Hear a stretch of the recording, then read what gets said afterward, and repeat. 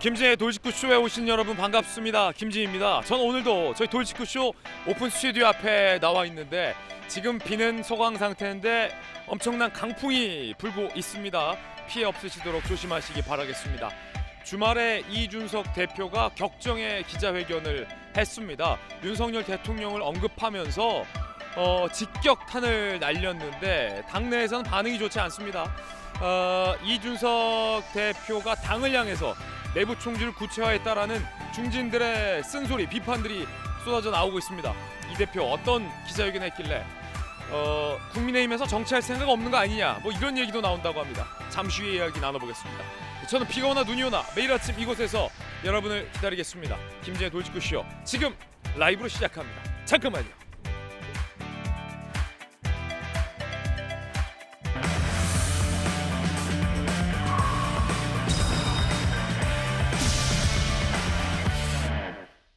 대통령의 지도력의 위기다라고까지 직격을 한 상황입니다. 김병민 대변인님, 네. 냉철하게 생각해보면 이 대표가 왜 서운한지는 잘 알겠으나 지금 이준석 대표가 직무정지가 안 됐더라면 네. 이 상황이 오지 않았을 텐데, 그럼 이 대표가 직무정지가 된 이유는 본인의 성상납 의혹과 증거인멸 의혹 아닙니까? 네. 그러면 본인의 지금의 상황은 본인의 성상납 의혹과 증거인멸 의혹에서 비롯된 것인데, 그렇다면 어제 기자회견에서 나는 성상납을 안 했다라는지, 아니면 성상납을 안 했는데 왜 내 측근 김철근 정무실장이 거기까지 가서 엄청난 양의 돈을 약정하고 왔는지에 대한 충분한 좀 설명이라도 좀 있었어야 하는 건 아니냐. 오늘 조간신문에 지적이 많습니다. 어떻게 보십니까, 이 대목? 이준석 대표는 그 내용으로 징계를 받고 그리고 임기를 다하지 못한 당 대표로서 정치적 역사의 기록이 남게 되면 이른바 씻을 수 없는 오명을 갖게 되는 거겠죠. 예. 이준석 대표가 본인에게 제기되고 있는 내용들에 대해서는 명쾌하게 설명하지 못했기 때문에 그 당시 윤리위원회에서 6개월 당원권 정지라는 초유의 당대표에 대한 중징계를 받은 것 아닙니까? 예. 근데 그 내용에 대해서 제대로 설명하지 못하게 되니까 오히려 그 뒤로 이준석 대표가 들고 나오게 됐던 프레임은 윤핵관이라고 하는 기성 정치인들이 나를 몰아내기 위해서 이렇게 공격하고 징계하고 당대표를 쫓아낸 듯한 방식으로 계속 연이어 정치 공세를 이어가고 있다는 거죠. 그래서 제가 앞서 설명드렸던 누구를 위해 정치를 하는가, 이준석 대표의 이 같은 모든 행동들을 종합해 보게 됐을 때 대통령 선거 때도 이준석 대표가 정말 정권 교체에 대한 의지가 있는가, 이런 생각이 들었습니다. 왜냐하면 정권 교체의 의지가 있다면 선거를 불과 며칠 앞두고 있는 그 중차대한 시기에 당대표가 그런 행동을 한다는 건 상식으로 납득할 수가 없는 일이었거든요. 예. 근데 이준석 대표에게는 정권 교체보다 더 중요한 게 있지 않았나? 그게 뭐냐? 나를 중심으로 하는 정치.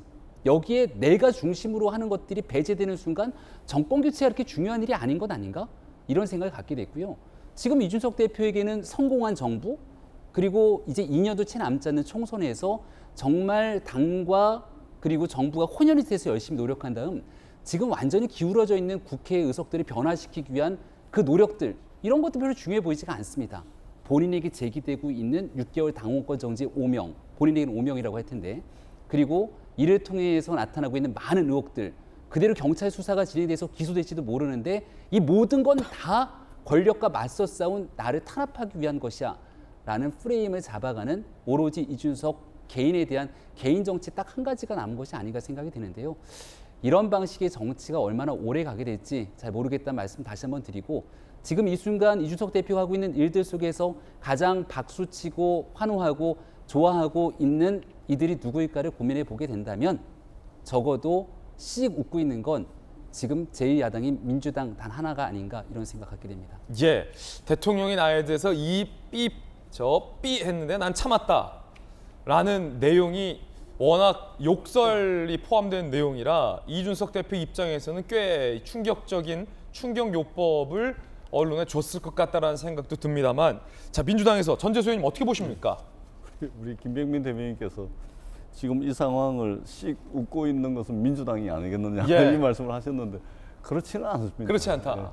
예. 이게 집권 여당 대표와 대통령 사이의 관계, 또 이제 대통령의 국정 운영 지지율이 어느 정도껏 좀 빠지거나 그러면은 민주당이 씩 웃고 표정 관리를 할 수가 있습니다. 근데 이거는 웃고 있을 정도로 이게 보통 심각한 정도가 초유의 아닌 것 같아요. 상황이요. 그렇습니다. 그러니까 이제 대통령 국정운영 지지율이 뭐 30% 중후반이나 40% 초반 이 정도 빠지면 민주당이 웃을 수가 있어요. 근데 이게 20%대로 빠지면 있잖아요. 민주당이 웃을 수가 없습니다. 야당이라고 웃을 수가 없어요. 왜냐하면 이 심각한 상황이거든요. 진짜 이게 나라가 잘못하면 큰일 날 수 있겠구나라는 심각함을 느끼기 때문에 웃을 수 있는 상황이 아니다 이 말씀드리고, 그 다음에 대통령과 집권여당의 당대표가 이게 사실은 접점이 없습니다. 예. 이게 뭔가 이게 타협하고 서로 양보해가지고 어떤 타협할 수 있는 지점이 전혀 안 보입니다. 이렇게 원래 이제 돼버립니다. 당청과는 친밀해야 되는데. 그렇습니다. 이 정도 돼버리면 이게 민주당 입장에서도 야당 입장에서도 야 이거 정말 큰일 날 수 있겠구나. 우리가 이제 먼저 생각을 하면 나라를 먼저 생각하고 그다음에 당을 생각하고 그다음 개인을 생각을 하는 건데 이쯤 되면 나라를 먼저 생각할 수밖에 없는 상황이기 때문에 웃고 있을 수 있는 상황은 아니다. 이 말씀을 제가 드리고요. 예. 이준석 대표는 스스로를 뭔가를 도모하는 데 있어서 함께하지 못할 사람이다라는 것을 스스로 좀 낙인을 찍고 있는 것 같습니다. 오, 네. 함께하지 못할 사람은 이준석이다. 아니 이렇게까지 해버리면 예를 들면 대통령과의 비공개 회동 같은 경우는 예. 그것은 절대 공개돼서는 안 됩니다. 그 내용이 어떻든지 간에. 근데 이런 것을 말하자면 자신이 옳다, 자신이 탄압받고 있다. 라는 그것을 위해서 그런 비공개 일정까지 공개를 해버립니다. 예. 아니 누가 앞으로 이준석과 함께 하겠습니까? 이전에 원희룡 전 장관과 통한 내용을 녹음을 해가지고 아, 예. 그거 가지고 또 진위 공방을 벌인 적이 통화 녹취록 있습니다. 공개했었죠. 그때도 아니 당 대표가 누구랑 통화 녹음을 통화 내용을 녹음을 해가지고 누구랑 어떨 때 공개를 해버리면 누가 그 사람과 이런저런 이야기들을 할 수가 있겠냐 이런 비판들을 이준석 대표가 많이 받았었거든요. 그러니까 지금 그런 일들이 계속해서 생기고 있기 때문에 이준석 대표는 스스로 함께 하지 못할 사람이다라는 것을 스스로에게 낙인을 찍고 있는 그런 이제 우려를 좀 범하고 있다 이렇게 평가를 할 수가 있겠고요. 전재수님의 돌직구입니다. 저는 그럼에도 불구하고 저는 이 문제의 가장 근원적이고도 근본적인 해결점, 문제점은 결국은 윤석열 대통령이라고 생각을 합니다. 예. 어떻든지 간에 대통령은 윤석열이고 그리고 대통령 선거에서 이긴 분도 윤석열 대통령이기 때문에 이긴 사람이 품어야 됩니다.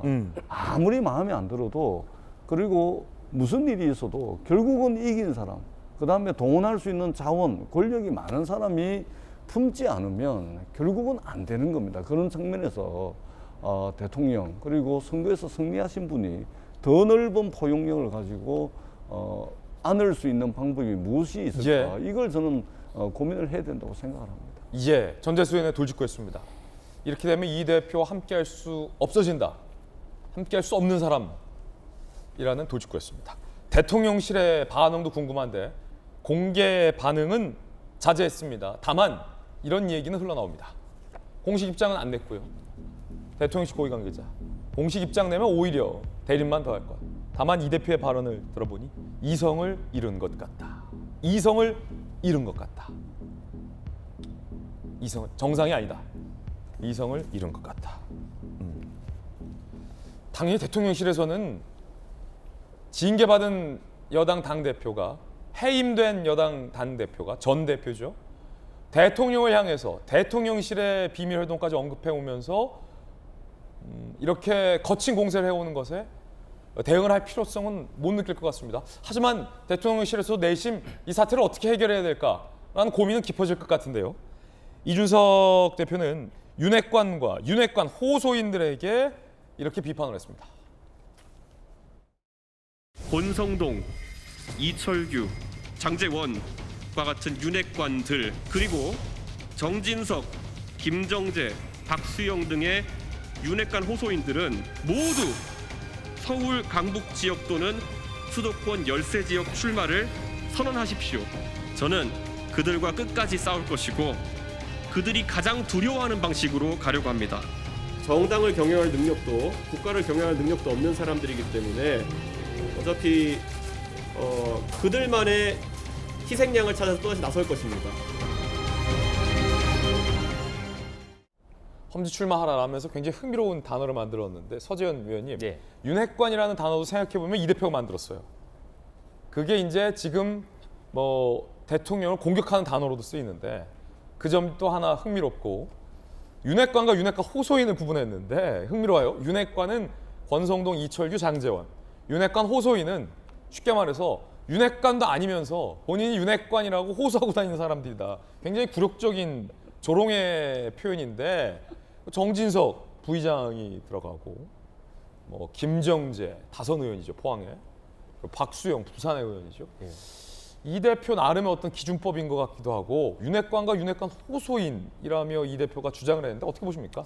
네, 그러니까 이제 내부 총질이 아니라 이제 정조준에서 조준 총질인 거죠. 사실. 아, 이건 조준 총질이다. 예, 예. 그래서 그 이준석, 그러니까 메신저에 대한 어떤 우리 패널 분들의 어떤 그 비판이 있었기 때문에 저는 메시지가 조금 더 중요하다. 그래서 이준석에 대한 그 당 대표의 성격 말고 메시지를 보면 이준석 대표는 억울하다는 것이 자기가 6개월 정지를 이게 당한 거에 억울함이 아니라 그 비대위로 가는 체제, 민주적 절차성과 어떤 그 본질적 민주주의에 대한 문제 제기를 하는 것인데, 결국에는 그런 윤핵관이든 윤핵관 호소인들은 결국엔 이준석 당대표 너도 잘한 게 없지 않냐. 그리고 선당 후사라는 말로 너가 조금 참으면 미래가 보인다.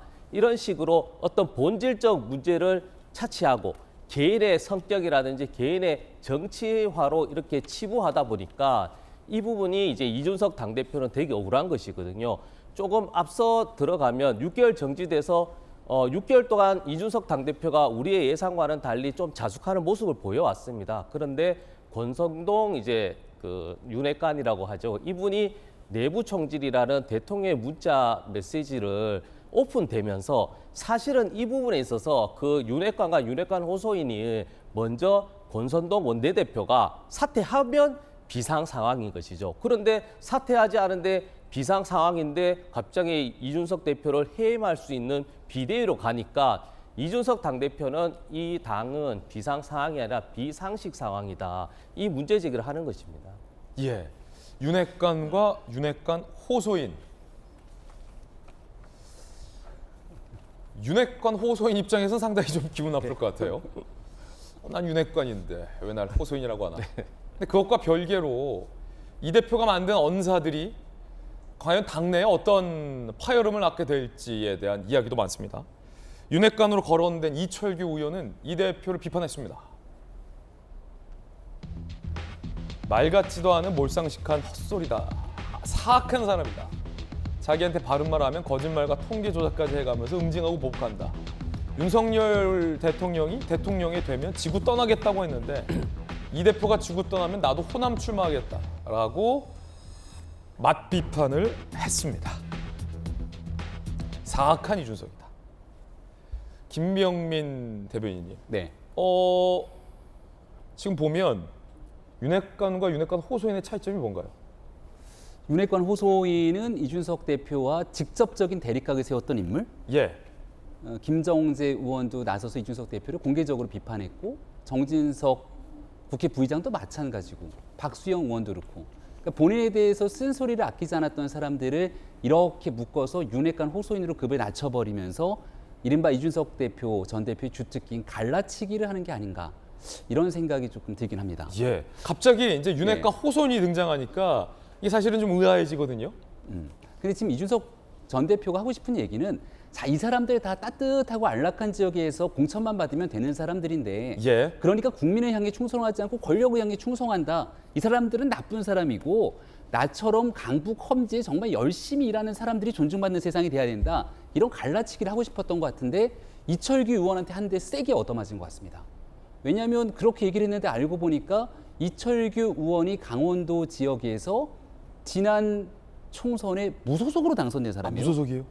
재선 의원인데 첫 번째 당선될 때, 그러니까 예를 들어서 막 지역을 다 관리해놓고 난 다음에 권성동 원내대표처럼 한 4선대 때 무소속으로 당선됐다 그러면 그 동네에서 이제 받았던 공천 등에 대한 혜택이 있으니까 그렇게건이 할지 모르겠습니다만 처음 나가서 선거를 치렀을 때 무소속으로 당선이 됩니다. 예. 그러면 당이 잘 보이고 읊조리면서 그저 권력을 향해 충성해서 공천받아 된 사람은 아니지 않습니까? 예. 근데 이렇게 해갖고서는 이 사람은 공천만 잘 받으면 되는 사람이야. 아주 따뜻한 양지 이렇게 얘기를 해버린 거예요. 안 맞잖아요. 두 번째 정진석 부의장 아마 총선 앞두고 고민이 많을걸요. 상대 경쟁자가 누구냐?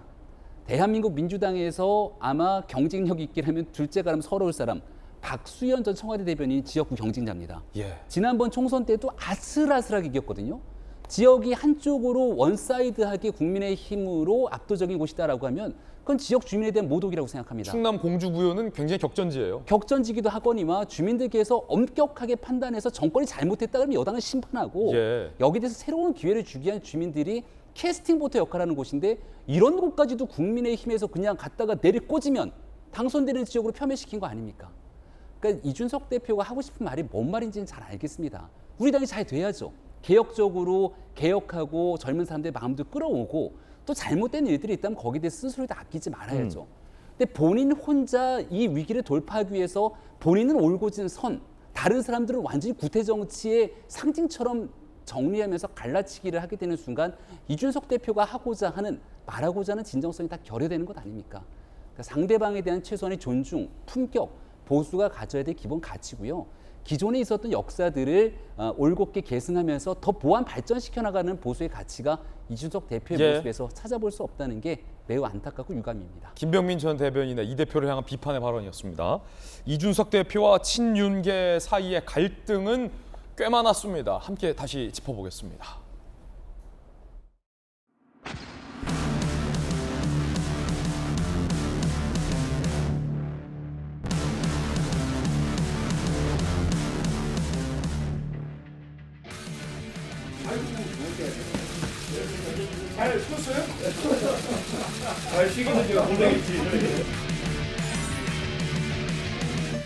저희는 정말 국민이 바라는 정권 교체 이외에 다른 목적이 없음을 오늘 확인했습니다.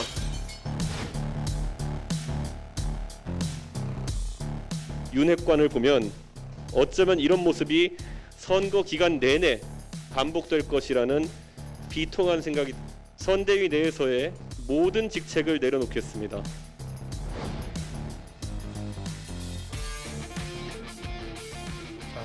이제 다 잊어버립시다. 택시 운전 자격증을 가진 사람으로서 후보님을 손님으로 모셔도 되겠습니까?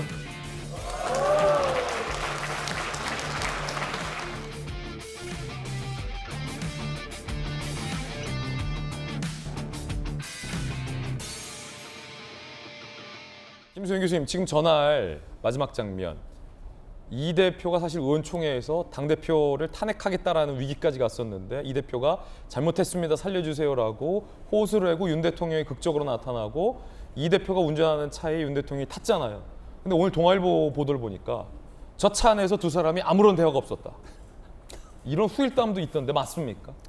동아일보 보도에 따르면 그 겉으로는 어쨌든 화해하는 모양새였지만 그 차 안에서의 분위기는 굉장히 냉랭했던 것으로 보입니다. 사실 정치라는 게 그렇죠. 뒤에서는 서로 뭐 욕하고 싫어하고 할 수 있을지 모르겠지만 또 필요한 순간에는 카메라 앞에서 화해하고 포옹할 수도 있는 것이 정치이기 때문에 사실 뭐 굉장히 큰 마음을 가지고 윤 대통령이 여러 번 좀 참고 이준석 대표의 뭐 소위 말하는 가출 에 대해서도 좀 안고 가는 모양새를 보여줬는데 사실 이제 임계점에 다다른 것 같아요. 이제 많은 주변에 있는 당내 사람들도 윤 대통령도 인내심이 임계점에 다다라서 더 이상 이제 좀 감당이 안 되는 수준인 것 같은데요.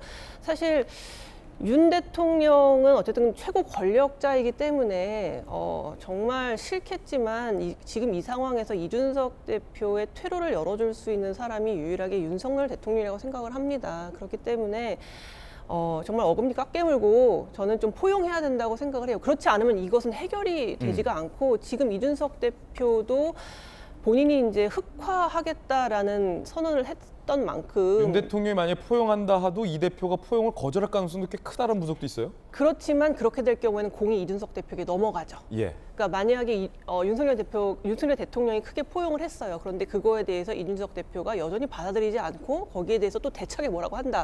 그럼 여론이 확 나빠지겠죠, 이준석 대표에게. 사실 그게 더 나을 수도 있어요. 그런데 지금 이 상황에서는 어쨌든 한 번이라도 손을 더 내밀 수 있는 사람은 윤석열 대통령이기 때문에 사실 뭐 정치를 위해서는, 통합을 위해서는 뭐 악마와도 손을 잡는 게 정치다라는 얘기도 있잖아요. 예. 그렇기 때문에 좀 주변에 너무 많은 사람들을 인내심의 한계로 극한으로 몰아붙이는 게 지금 이준석 대표의 어떤 행보라고 할 수는 있지만 이 국면을 해결하기 위해서는 일단 윤 대통령이 손을 내밀어야 한다. 그리고 윤핵관도 자중자애하고 이준석 대표도 자중자애하는 것이 지금으로서는 그나마 이 상황을 조금이라도 봉합할 수 있는데 이준석 대표가 지금 라디오 인터뷰도 하겠다, 책도 내겠다, 지금 여론전을 펼치겠다는 것을 대대적으로 이야기하고 있잖아요. 그러면 정말 시끄러워질 수밖에 없거든요. 제발 이 분위기가 조금은 잠잠해지기를 바랄 뿐입니다.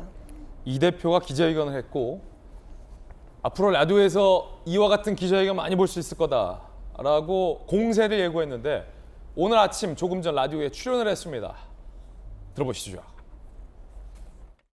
이번 이 기자회견은 윤석열 대통령과의 결별 선언입니까?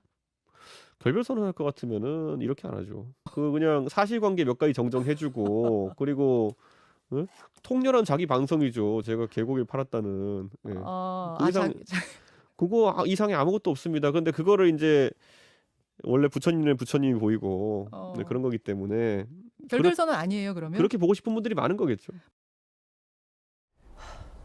결별 선언은 아니다라고 오늘 이준석 대표는 라디오를 했습니다만 사실은 이쯤 되면 정치적인 금도를 넘었다라고 당내에서 비판하는 목소리가 많습니다. 물론 일부 유승민계 의원들은 이 대표를 옹호하고 있습니다. 당내 분위기 한번 짚어볼 텐데 일단 이 대표가 반성 없는 여론전을 펼치고 있다는 거에 당내에서 불만이 많습니다. 다 좋은데 이 대표가 어떻게 생각하고 어떻게 얘기하고 뭐가 불만인지는 다 좋은데 본인의 의혹과 관련돼서는 성의 있는 태도로 해명하고 있지 않다라는 지적은 일관된 오늘 조간신문들의 여론 같아요. 징계에 유했던 성상납 의혹 관련된 언급이 없다. 자기 반성이 없다. 기자회견 후 질의응답에서 경찰 수사 관련만 언급을 했다는 거예요. 서울청장이 재산권 콕 집어서 적극적 수사 안 했다면 불만. 수사 신속하게 안 이루어진 것. 국민이 정치적 함의 발견하지 않게. 기소돼도 이건 정치적 수사다라고 반발할 가능성이 있다. 마치 야당을 보는 듯한 여당 대표의 모습이다라는 지적이 여당 일각에서 많습니다. 국민의힘의 중진들이 이 대표에게 쓴소리를 하고 나섰습니다. 중진들의 일갈 들어보시죠. 먼저 홍준표 시장, 이준석 대표를 그래도 가장 늦게까지 두둔했던 홍준표 시장인데 법적 조치 때부터 홍 시장이 손절하겠다라고 소위 나섰죠. 이 삐 저 삐 왜 그런 욕을 본인이 먹었는지도 생각해봐라. 돌고 돌아 업보로 돌아오는 거다라고 쓴소리를 했습니다. 김기현 전 원내대표.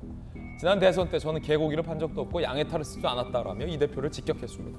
나경원 전 원내대표. 노회한 정치꾼의 길을 가고 있음을 확신한다. 더 이상 분란 만들지 마라. 보세요.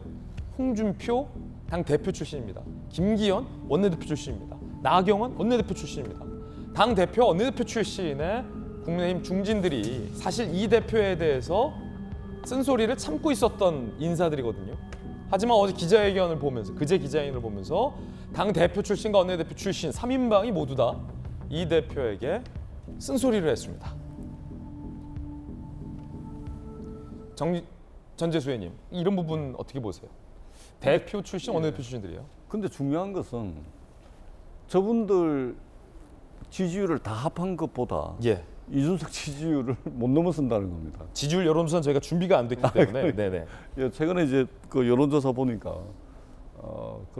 그것 때문에 아마 이준석 대표가 저렇게 이제 그 세게 나가고 좀 기고만장할 수 있는 근거가 바로 그게 아닌가 싶습니다. 아이러니하군요. 예, 그러니까 정치라는 것이 이게 사실은 이게 대의민주주의의 그 허점일 수도 있는데 정치가 이게 지지율이 모든 것이거든요. 지지율이 모든 것.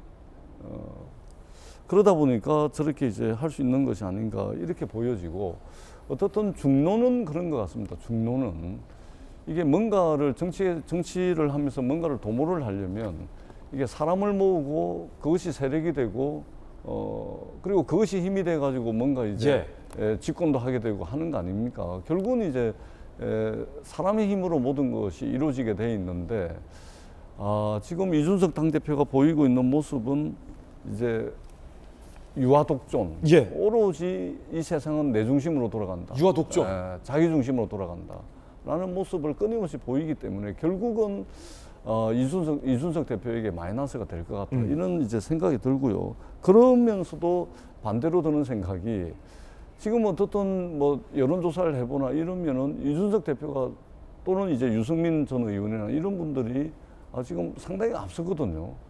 그러면 이것은 또 어떤 이제 여론조사를 의미를 하느냐 이런 부분들도 상당히 좀 국민의힘 내부에서는 좀 한 번쯤은 좀 고민을 해봐야 되지 않을까 생각이 듭니다. 어떻든 국민들의 입장에서는 집권 여당다운 모습을 보고 싶다. 하루빨리 좀 이런 소모적인 논쟁 그리고 어떻게 보면은 국민들이 정치에 대해서 상당히 불신하게 하는 불신감을 가질 수밖에 없는 소재로 지금 이야기가 흐르고 있거든요. 그래서 빨리 좀 마무리를 해서 집권 여당다운 모습을 국민들께 보여달라 이런 요구가 상당히 있습니다. 이 점 국민의힘에서 좀 주의 깊게 좀 아주 신중하게 좀 생각을 해야 되지 않을까 이렇게 생각을 합니다.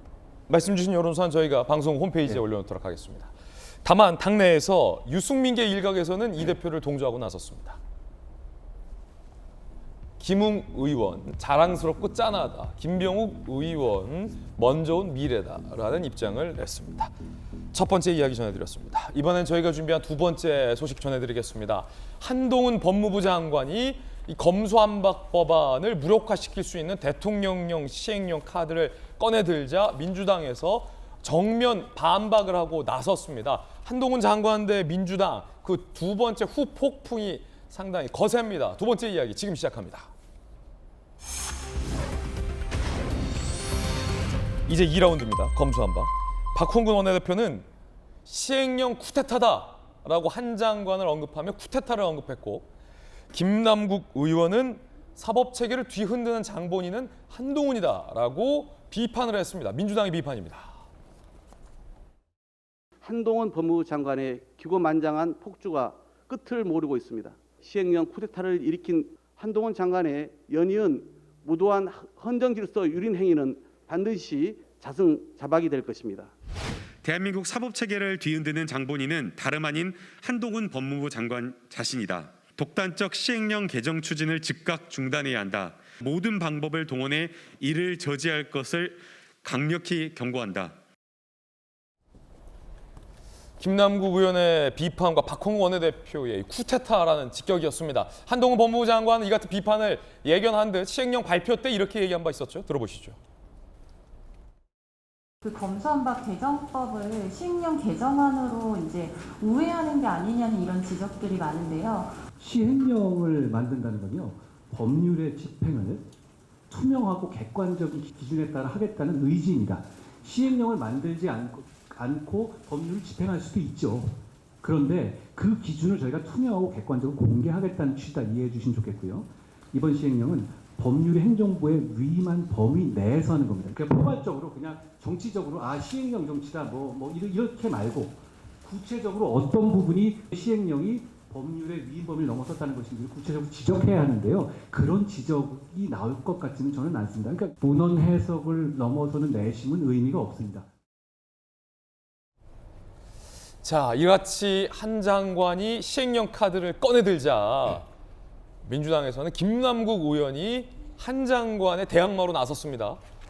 지난번 청문회 이후에 한동훈 대 김남국, 김남국 대 한동훈 2라운드가 맞붙은 셈인데요. 김남국 의원은 민생이나 챙겨라 라고 응수를 했고 이에 대해서 한 장관은 뭐라고 반박했을까요? 김남국 의원, 귀신같이 검찰 밥그릇 챙기지 말고 민생 좀 챙기라 라고 한 장관을 비판했습니다. 그러니까 한 장관의 이번 검수완박 무력화 시행령 방안이 귀신같이 검찰 밥그릇만 챙기는 거다라고 비판하는 셈입니다. 자, 그러자 한 장관이 이에 대해서 반박했습니다. 서민 착취하는 깡패 수사하고 서민 울리는 보이스피싱 등을 수사하는 게 법무부가 할 수 있는 진짜 민생을 챙기는 거다라고 법무부 입장문으로 반박을 했습니다. 서재현 의원님, 네. 민주당의 김남국 의원이 지금 비판하는 내용은 뭡니까? 검찰 밥그릇, 귀신 같다, 뭐 이런 내용인데. 네, 그러니까 이제 그 사실은 한동훈 그 법무부 장관이 좀 솔직히 이렇게 말씀하면 되는데 오해할 수 있다. 국회에서 어떤 그게 법의 취지 자체는 검찰이 잘못했다는 것은 아니고요. 그냥 6대 범죄 중에 2개 범죄만 검찰이 수사를 하고 나머지는 경찰이 수사하자. 왜 검찰이 수사와 기소권을 가지다 보니 그런 그 안 좋은 면들이 많이 보였기 때문에 소위 말하는 검찰의 혁신, 개혁을 하자고 해서 대의기관에서 법률, 저는 동의하지 않지만 검수완박법을 했지 않습니까? 그러면 한동훈 법무장관이 6월 27일 날 이분의 명의로 해서 5명이 해서 헌법재판소의 쟁의권한심사에서 이게 위헌이다라고 얘기했지 않습니까? 그런데 지금은 이 위헌이라고 주장하는 것을 자기는 이 법률 내에서 시행령으로 했기 때문에 문제없다는 자기 모순이거든요. 그리고 더 웃긴 것은 법무부 홈페이지에 가보면 국회를 이제 어떤 비난한 것이 아니라 존중했다라는 거거든요. 그러니까 존중하지 않을 우려가 있지만 본인이 판단했을 때는 이것이 지금 헌법재판소의 위헌 소지가 될 가능성이 없고 당장 9월에 시행이 되기 때문에 내가 검찰 출신으로서 나의 판단으로는 이것이 조금의 잘못됐다라는 검찰이 악의 집단이 아니지 않느냐. 우리가 경찰보다 검찰이 수사를 더 잘할 수 있다. 이렇게 좀 솔직하게 말하면 되는데 말씀이 다르다. 근데 저는 이 배경이 있다고 봐요. 이 태도가 국회를 조롱하는 듯한 모습으로 비춰질 수 있다. 그렇죠. 왜냐하면 취지에 대한 법률은 대한민국 국민 모두가 다 알고 있는데 본인은 문헌해서 그대로였기 때문에 아무 문제 없다라는 것은 조롱인 것이죠. 그러니까 민주당이 이제 경제범죄와 부패범죄 등 대통령이 판단했을 때 대통령으로 검찰 수사를 추가 지시할 수 있다라는 그 등. 너네는 이거 몰랐지, 나는 이거 알았다. 이게 어떤 조롱식이다. 그렇죠. 근데 이것도 사실은 민주당이 일방적으로 하는 것이 아니라 우리 민주당 입장에서는 왜 해석에 어떤 오해 소지가 있기 때문에 중으로 했었으나 이게 여당 입장에서는 그 취지는 알기 때문에 등, 우리가 열거할 때도 등으로 합니다. 여기 패널분 1분, 2분, 3분, 4명 등. 그럼 4명인 것이거든요. 이렇게 등이란 그 단어 하나를 가지고 해석을 자유롭게 본인의 의지대로 한다는 것은 저는 법무장관의 어떤 그 역할은 아닌 것인데 저는 이 부분이 지금 최근에 나오는 윤핵관들이 문제가 많지 않습니까? 그러니까 저는 윤핵관이 아니라 이제 윤핵관의 진짜 인싸.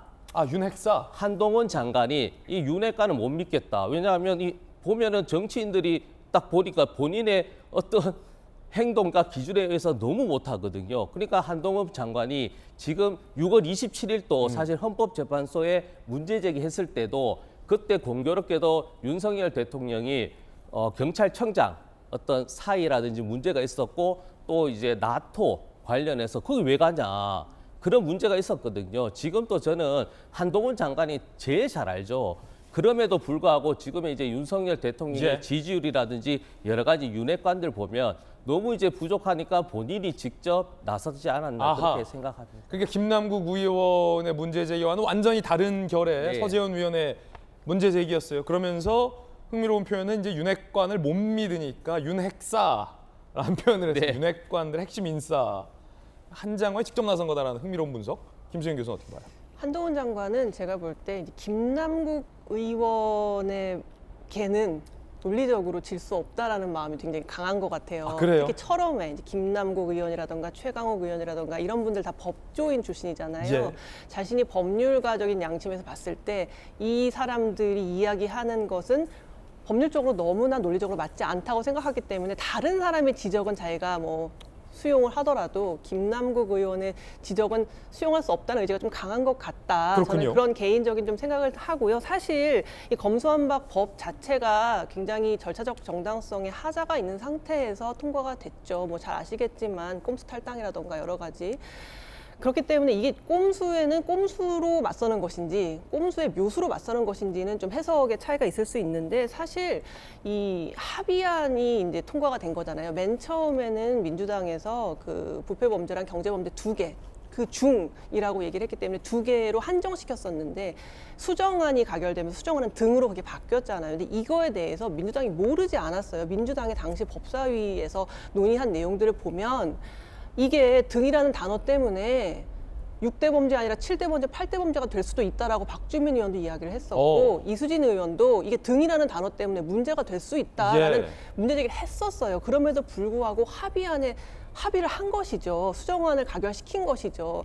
그러니까 모르고 통과시킨 게 아닌데 이제 와서 마치 몰랐던 것처럼 이야기를 하고 있는 것 자체가 한동훈 장관 입장에서는 억울하게 생각하겠죠. 마치 한동훈 장관만 알고 있었고 민주당은 몰랐는데 한동훈 장관이 꼼수를 쓴 게 아니라 이러한 부작용이 있을 수 있다는 거에 대해서 이미 민주당 내에서도 얘기가 나왔었던 거예요. 그럼에도 불구하고 민주당이 항상 이야기하는 거 뭡니까?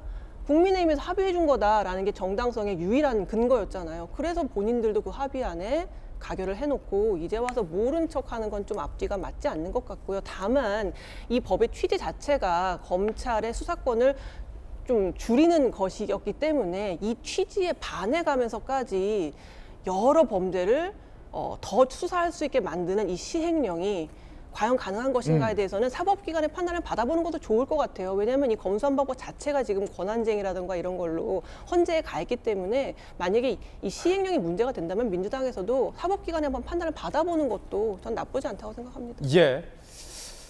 검찰 밥그릇 챙기지 말고 민생 챙기라라는 김남국 의원에 대해서 깡패 수사, 깡패 잡는 게 진짜 민생 챙기는 거다라고 대응한 한 장관입니다. 지난 인사청문회에서 김남국 의원과 한 장관이 한 차례 맞선 바 있었죠? 들어보시죠. 그 유명한 이모 공방입니다.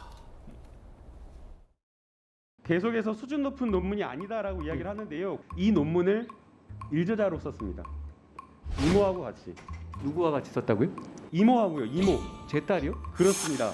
이모하고 제 이모랑 뭘 같이 했다는 얘기는 논문을 같이 썼다는 얘기 제가 처음 들어봅니다.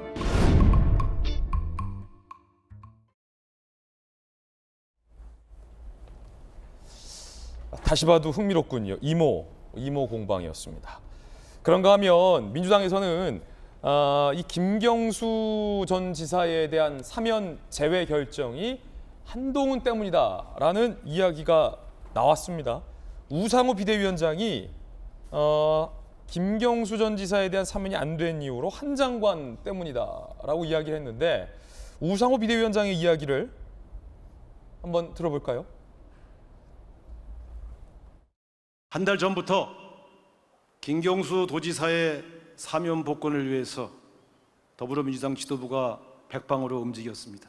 그러나 불과 2, 3일 전부터 갑자기 분위기가 바뀌었습니다. 한동훈 법무장관 때문에 어려울 것 같다는 이야기였습니다. 대한민국 참 큰일 났구나. 법무장관이 세구나. 자, 굉장히 흥미로운 주장을 우상호 비대위원장이 들고 나온 건데 민주당이 김경수 전 지사의 사면을 위해서 다각도로 움직였지만 결국 한동훈 법무부 장관의 반대 때문에 무산됐다라며 한 장관 때문이다 비판을 한 건데 여야 두 분의 의견 한번 들어보겠습니다. 전재수 의원님, 정말로 한 장관이 김경수 전 지사에 대해서 막았기 때문에 사면이 안 됐다라고 보시는 건가요? 저는 이 시점에서 우상호 우리 위원장께서 왜 저런 말씀을 공개적으로 하셨는지 잘 모르겠습니다. 일단은 그 김경수 전 지사 사면에 대해서는 저희들은 이런 생각을 가지고 있었죠. 그러니까 대선이 끝나고 난 뒤에 이명박 전 대통령 측근이라고 할 수 있는 권성동, 장제원 의원이 이명박 대통령 사면해야 된다고 뭐 줄기차게 요구를 했었습니다. 오히려 그러한 요구가 사실은 문재인 대통령으로 하여금 이명박 대통령을 사면할 수 없게끔 만드는 여론을 조성하는 그런 결과가 됐던 것이죠. 마찬가지였습니다.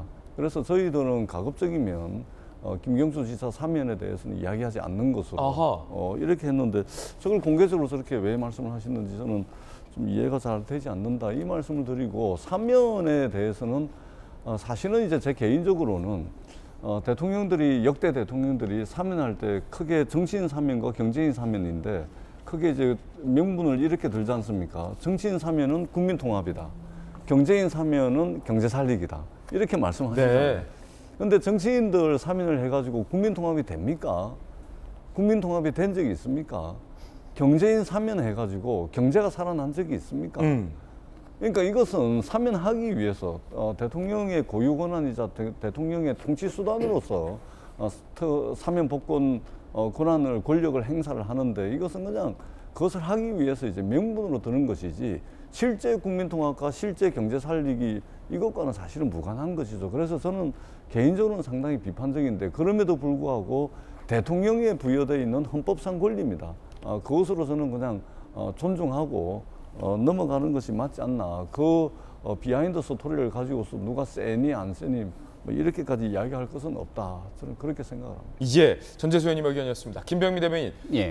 우상호 비대위원장의 주장은 한동훈 때문에 김경수 사면도 안 됐다라는 건데 어떻게 보세요? 백방으로 뛰었다고 하는데 좀 백방으로 뛰시지 그러셨습니까? 더 백방으로 뛰어라. 중요한 건 대통령의 고유한 결정 권한을 말씀을 주셨지만 이 전직 대통령의 사면 그리고 정치인의 사면에 가장 지대한 영향을 미치는 건 여론이라는 점을 우상호 비대위원장이 모르는 바 아닐 겁니다. 이명박 전 대통령 사면에 대해서 가장 부정적으로 평가하는 게 민주당의 정치인들 아닌가요? 그러니까 이명박 전 대통령에 대한 사면은 아주 부정적인데 그럼 이 전 대통령의 전직 대통령 사면하지 말고 바로 얼마 전 대통령 선거에서 드루킹과 함께 번제가 있어서 바로 얼마 전까지 이 복역을 했던 김경수 지사를 사면하라고 얘기를 하게 된다. 이게 앞뒤가 안 맞는 얘기 아닙니까? 그러니까 이 전 대통령의 사면과 함께 김경수 지사의 사면으로 국민통합 정신을 함께 이뤄내야 된다라고 여론을 조금이라도 만들어주면서 메시지를 냈으면 저 같은 표현들에 대해서 그렇구나 생각할 텐데 좀 앞뒤가 안 맞는 내용이 아닌가 이런 생각이 들고요. 김경수 지사를 바라보는 속내가 과연 우상호 비대위원장의 생각과 또 민주당 내의 주류의 생각이 같은지도 저는 궁금합니다. 김경수 지사가 만약 사면 복권이 되게 된다면 다음번 대통령 선거 과정에서 친문 진영의 구심점을 잃어버린 현재 민주당 내에서 이재명 의원에 대한 대항마로 급격하게 성장할 가능성이 있는데 우상호 비대위원장 개인의 생각인 건지 민주당 내 전체의 생각인 건지에 대한 궁금증도 있으니까 이런 내용들도 아마 이재명 의원이 직접 한번 오늘 8월 15일 광복절을 맞아서 이야기를 꺼내주면 어떨까 생각합니다. 예, 자 이번엔 저희가 준비한 다음 순서입니다. 이 소식들 못지않게 뜨거운 소식들 3가지 준비가 돼 있습니다. 먼저 첫 번째 소식부터 공개합니다. 이재명 후보입니다. 여론조사에서도 굉장히 압도적인 스코어를 이재명 후보가 얻었습니다. 반환점을 돌았고 한 문장으로 표현하면 이재명의 독주입니다. 1차 여론조사, 물론 이제 역선택 방지를 위해서 민주당을 지지하는 사람들에게 실시된 여론조사인데 79.69, 80%에 육박하는 여론조사 결과도 받았습니다. 박용진 16.96, 강훈식 3.35. 12곳, 17개 지역 중 12곳에서 압승을 했습니다. 이변이 일어나도 이렇게 되면 이재명 후보의 당대표 당선을 막을 수는 없다라는 분석이 많습니다. 어제 충북 지역 합동연설에도 상당히 뜨거웠는데 박용진 후보가 오물 묻은 옷으로는 안 된다라고 얘기했는데 이게 무슨 뜻일까요? 들어보시죠. 강력한 리더십으로 이기는 민주당을 만들 수 있는 당대표 후보가 누구입니까, 여러분?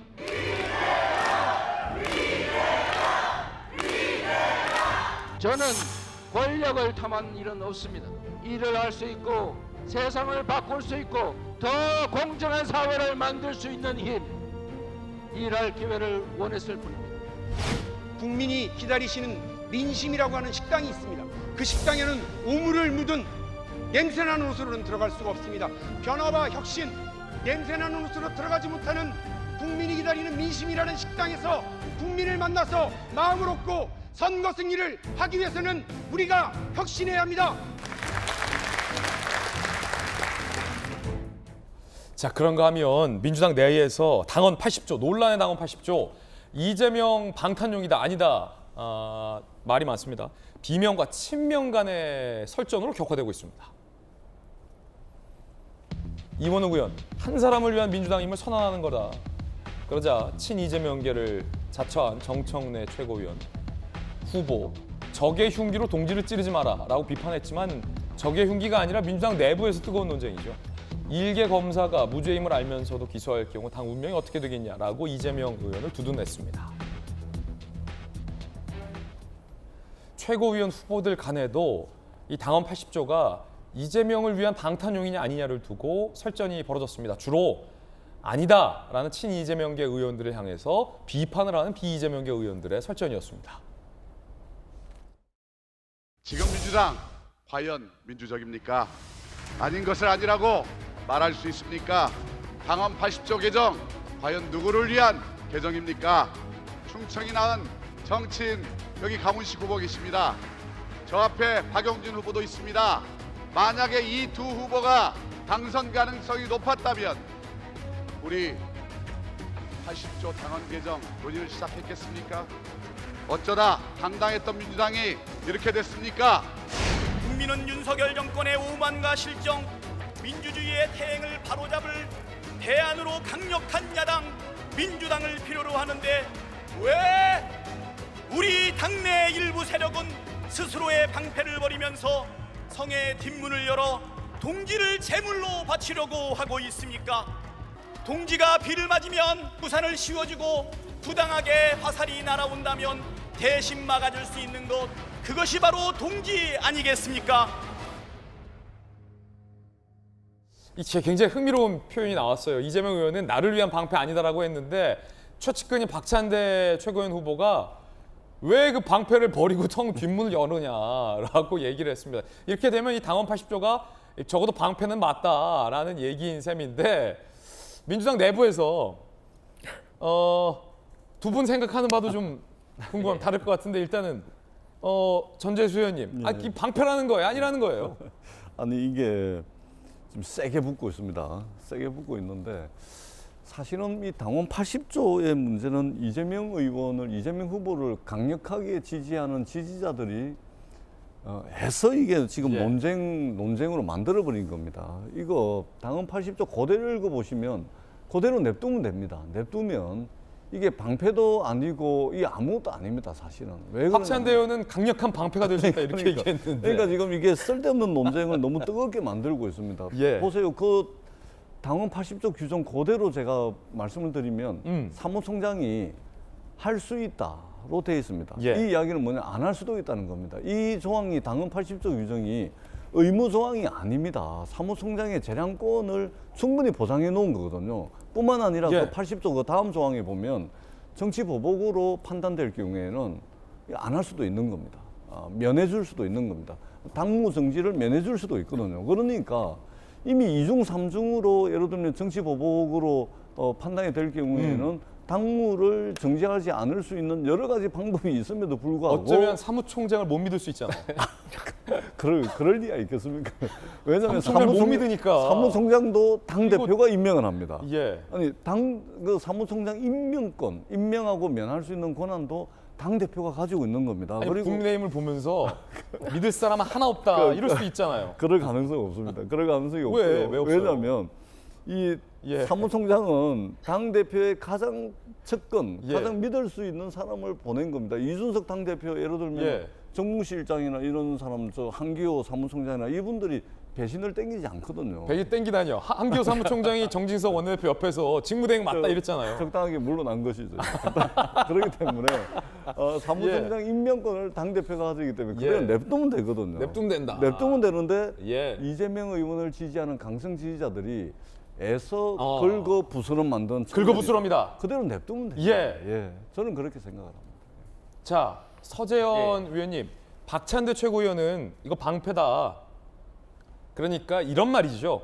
이재명 의원을 위한 방패는 아니지만 우리 모두를 위한 방패는 될 수 있다. 그러면 이재명 의원을 위한 방패라는 얘기인데 일단 방패요 아니에요? 그거부터. 그러니까 방패가 될 수도 있는 게 보다는 이게 내부의 어떤 비효율적 논쟁을 그 차단하는 논의는 필요하다고 보는 거죠. 옆에 계신 전재수 선배는 이거 개정할 필요 없다 입장이거든요. 서재현 저는 개정이라기보다 논의할 조금 고민할 필요는 있다. 왜냐하면 그 이제 전재수 의원님 같은 경우는 사무총장이 안 할 수도 있다고 하지만 사무총장 말씀드리지만 어떻게 믿을 수가 있는 건지 하고 이거 봐 못 믿는다니까. 아니 예를 들어 그리고 네. 또 이제 그 못 믿어. 사무총장이 주어지만 이준석 당대표 때문에 정치권에서 신뢰, 비신뢰, 불신이 너무 커진 그거 거예요. 봐, 못 믿잖아. 아니 원래는 믿는 거죠. 원래는 믿어야 되는데 근데 어쨌든 이제 그 주체는 사무총장이지만 사실 더 중요한 거는 기소거든요. 기소가 되면 당직자인데 사실 저도 그 상근 부대변인 하면서 논평을 많이 쓰지 않습니까? 그러면 저도 예전에 황교안, 나경원 대표 때 이제 검찰에 이제 제가 고소까지 당했어요. 그러면 그때는 지금 상황은 사실 그때는 여당일 때 야당일 때 다르다고 저는 이제 생각하는 게 지금은 또 좀 공교롭게도 검찰 출신들이 모든 어떤 요직에 다 차지하고 있고 예를 들어 검찰 자체가 그렇지는 않겠지만 어떻게 보면 그 검찰에 대한 비판에 대한 논평을 썼을 때 검찰 입장에서는 사실 그게 그 명예훼손될 수가 있거든요. 근데 정치 영역과 법적 영역은 다른 것인데 그렇죠. 그것을 기소만 했다고 해서 그걸 당직을 이렇게 내려놓을 수 있다라고 하면 한 개인을 위한 것보다는 당내 전반적으로 서로 간에 불필요한 에너지를 서로 싸울 수 있거나 논쟁거리로 할 수 있다는 것을 저는 이제 논의할 수가 있다. 다만 지금 시기에 어떻게 보면 이재명 당대표 후보가 당대표로 될 가능성이 높은 상황에서 이런 본질적인 논쟁보다 어떻게 보면 한 사람을 위한 것이냐 아니냐에 대해서 다르게 흘러간다면 그 논의 시기는 저는 조금 다르게 갈 수 있다. 그러나 이 기소에 대한 문제, 그러니까 주체가 아니고 기소에 대한 거는 저도 개인적으로는 잘못됐다라기보다는 한 번 정도 검토할 만한 사안이라고 생각하는 것입니다. 하지만 두 분의 공통적인 의견은 지금 이걸 논의할 때는 아니다라는 공통적인 의견입니다. 많은 당원이나 국민들이 더 본질이 아닌 더 오해할 사항이 있으면 굳이 할 필요는 없죠. 이게 지금 정치권이 이준석 당대표 문제 때문에 정치권 여의도가 불신이 가득합니다. 원래는 당대표가 임명하는 사무총장이 당대표를 배신해서 얻을 수 있는 이익이 뭐가 있겠습니까? 신뢰를 빨리 회복해야 될 것 같습니다. 서로 믿는 사회가 됐으면 좋겠다라는 또 덕담까지 주셨습니다. 뜨거운 소식 두 번째 소식 확인해 보겠습니다. 오세훈 서울시장과 원희룡 국토장관이 반지하 퇴출안을 두고 서로 이견을 냈습니다. 사실 두 분 다 잠정적인 차기 국민의힘의 지도자인데 이 두 분의 이견이 심상치 않아 보입니다. 먼저 오세훈 시장이 지난 10일에 반지하 지하주택 없애겠다라고 밝혔죠. 원희룡 국토교통부 장관이 이에 문제 제기를 했습니다. 반지하 지하주택을 없애 나가겠습니다. 상습적인 침수, 한파, 사생활 침해 등을 감수하며 살아내야 하는 최악의 주거 환경을 대표하는 지하 공간은 주거 취약계층의 안전에 가장 큰 위해 요인입니다. 서울시는 앞으로 반지하 지하 공간의 주거 용도로서의 건축 허가를 전면 불허하고 관련 법령 개정을 정부에 건의하겠습니다. 반지하 없애겠다라고 하자 원희룡 국토교통부 장관이 반지하도 사람이 사는 곳이다. 반지하 없애면 그분들 어디로 가냐? 이분들 현재 생활 유지하며 이만큼 저렴한 집 구하기 쉽지 않다. 주거 이전 희망하는 분들 부담 가능한 다양한 형태의 주택들이 나올 수 있는 정책을 마련해야 된다. 바꿔 말하면 아니 집이나 만들어야지 내쫓는다고 될 건 아니다라고 오세훈 시장의 발언을 직격한 겁니다. 어허. 심상치 않아 보여요. 김병무 대변인. 저만 심상치 않아 보이는 건 아닌 것 같은데. 또 별일 아니라고 할 거죠? 아닙니다. 그 원희룡 장관, 오세훈 시장 워낙이나 가깝습니다. 정치를 시작했던 동지로서 지냈던 게 한 20년이 넘었고요. 같은 정치를 하면서 대권 주자로 경쟁을 하고 또 한때 서울시장 경선에도 함께 출마하면서 늘 정치적인 동지자 경쟁 관계에 있었죠. 근데 이번 일 같은 경우는 이 두 사람의 정치적인 갈등 관계보다도 일의 업무 영역이 정확히 겹칩니다. 국토교통부 장관으로서 반지하 등에 대한 주택 정책을 총괄하게 되는 주무부처의 장관이고요. 오세훈 서울시장은 전국의 반지하가 가장 많이 있는 곳이 서울 아니겠습니까? 서울시에서 일어났던 물난리 속에 사람이 죽었던 일이기 때문에 여기에 대한 반지하 주택 정책들을 가지고 서울시의 어떤 반지하 주택 정책을 얘기할 것인가를 두고 의견이 서로 다르게 나타나는 거죠. 이 중요한 점은 오세훈 서울시장이 얘기를 했습니다만 이 반지하를 만약 없애게 될 경우에 대한 대안을 마련해서 약간의 여론의 술렁임이 있었습니다. 그 술렁임이 이제 원희룡 장관이 틈새를 노리고 들어와서 메시지를 낸 것인데 정작 중요한 것은 반지하에 대한 정책들이 수해로 인해서 사람이 죽기 전까지 정확한 메시지나 정책이 없다. 너무나 다급하게 나왔던 정책이라는 점에 좀 문제를 제기하고 싶고요. 예. 오세훈 서울시장이 약자와의 동행을 서울시가 가지고 있는 주요 비전으로 삼았습니다. 여기에 같이 연계해서 반지하를 없애게 됐을 경우에 주거 취약계층이 어떤 방식으로 이어갈 수 있을지에 대한 대안들을 조금 더 함께 두텁게 마련하고 내놨으면 좋았겠다. 이런 취지로 아마 원희룡 장관도 함께 메시지를 같이 거둔 것이 아닌가 생각합니다.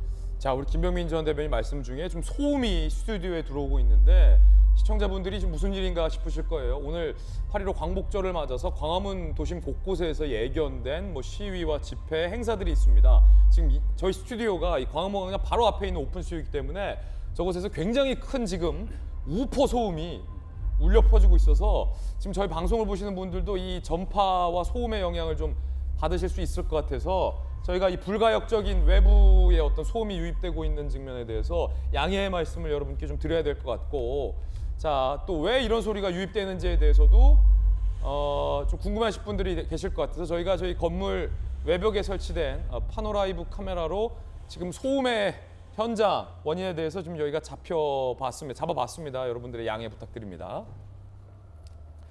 자, 김수경 교수님, 그래도 친한 사이일수록 좀 기분 나쁠 수도 있을 것 같아요. 반지하 없애겠다 했는데 좀 원희룡 장관 얘기 보면 반지하도 사람 사는 곳인데 이게 무슨 소리냐 이쪼잖아요. 근데 저는 사실 되게 모처럼 논쟁다운 논쟁이라는 생각이 들었어요. 이런 싸움은 해도 된다. 네, 그러니까 정치권에서 정말 소모적인 아무짝에 쓸모없는 논쟁들에 정말 지쳐 있었는데 이런 논쟁은 우리가 한번 좀 생각해 봐야 되는 논쟁이라고 생각하거든요. 그러니까 반지하를 없애겠다. 물론 반지하가 이번에 침수되면서 사망 사고까지 났기 때문에 반지하에 사는 주민들의 주거 환경을 좋게 만들어야 된다는 공감대는 아마 두 사람 모두 가지고 있을 겁니다. 다만 반지하를 그래서 싹 없애버리는 게 능사는 아니겠죠. 예를 들면은 담배와 소주 몸에 안 좋고 백해무익하지만 그렇다고 싹 없앨 수가 없는 것이 정말 힘든 삶을 사시는 분들에게는 어떻게 보면 유일한 기호식품이기 때문에 이런 것들로부터 어떻게 벗어날 수 있게 할지를 우리가 도와줄 뿐이지 그냥 없어버리는 게 능사는 아니거든요. 그래서 두 분 다 아마 문제의식은 동일하다고 봐요. 이것을 뭔가 개선해야 된다. 다만 이제 오세훈 시장은 좀 반지하를 서서히 없애는 쪽으로 이제 이해를 하고 있다면 지금 원희룡 장관 같은 경우에는 없애는 게 능사가 아니고 퇴로를 충분히 만든 다음에 반지하를 없애겠다는 게 맞지 일단 없애겠다라고 결정부터 하는 것은 옳지 않다. 어느 쪽이 일방적으로 옳다라고 말할 수는 없지만 모처럼 좀 생산적인 논쟁이 될 수 있지 않을까 싶습니다. 예. 자, 오세훈 시장이 그러자 13일에 SNS에 이렇게 글을 올렸습니다.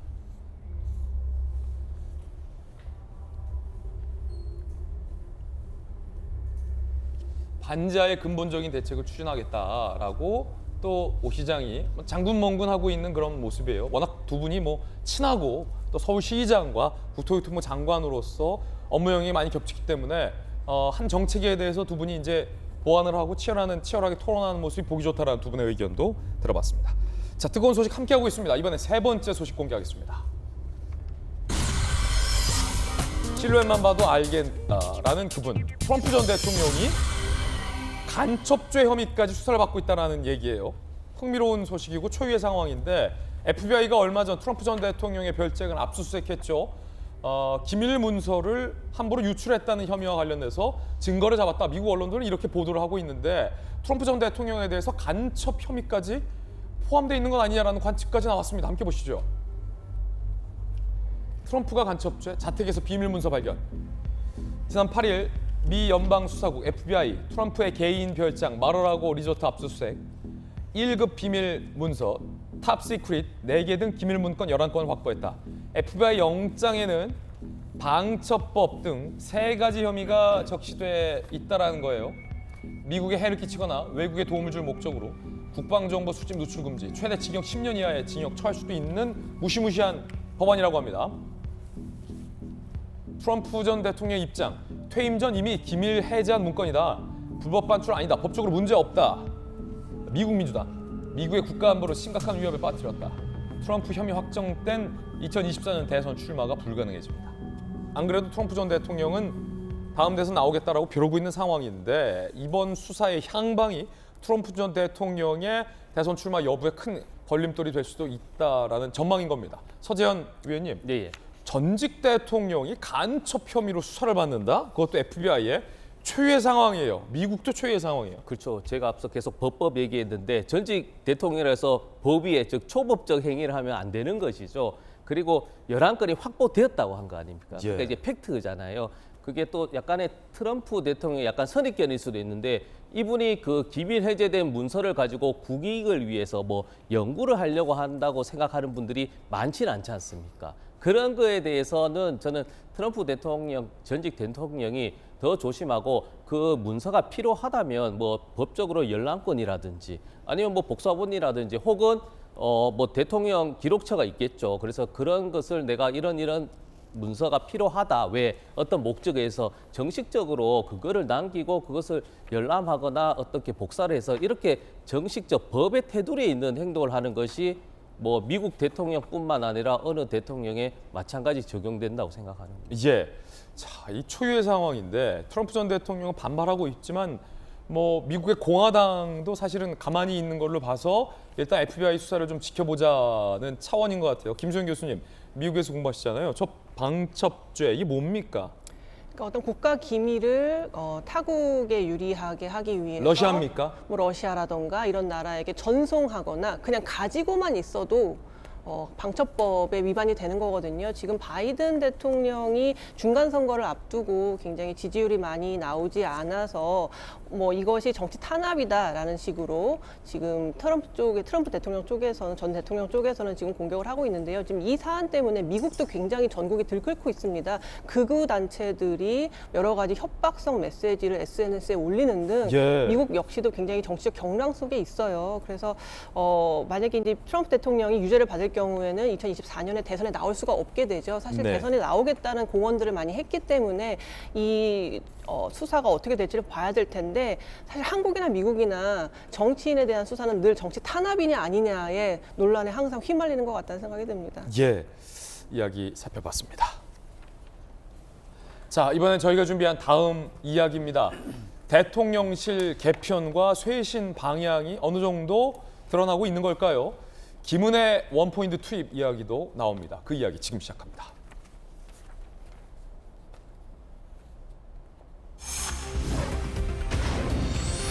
잔치 없는 대통령실, 기념사에 쏠리는 눈. 이제 곧 취임 100일인데 이번에는 취임 100일 기념식 내지 잔치는 없다. 아무래도 낮은 지지율 때문입니다. 대통령실 쇄신 요구를 윤석열 대통령은 계속해서 받고 있습니다.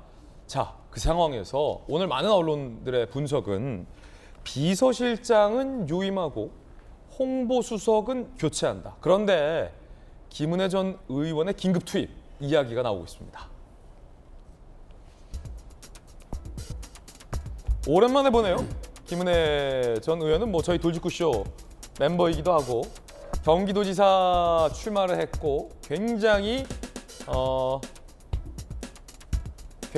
좁은 표차로 떨어졌죠. 적은 표차로 낙선을 했죠. 자, 대통령실 관계자, 여권 고위 관계자, 대통령실을 기능적으로 추가하고 보강하는 쪽으로 방향이 잡혔다. 인사 조치가 유력하다. 동아일보 분석은 정무 홍보라인 일부 비서관급 행정관 교체한다. 김은혜 전 의원을 홍보특보 내지 홍보수석으로 교체한다.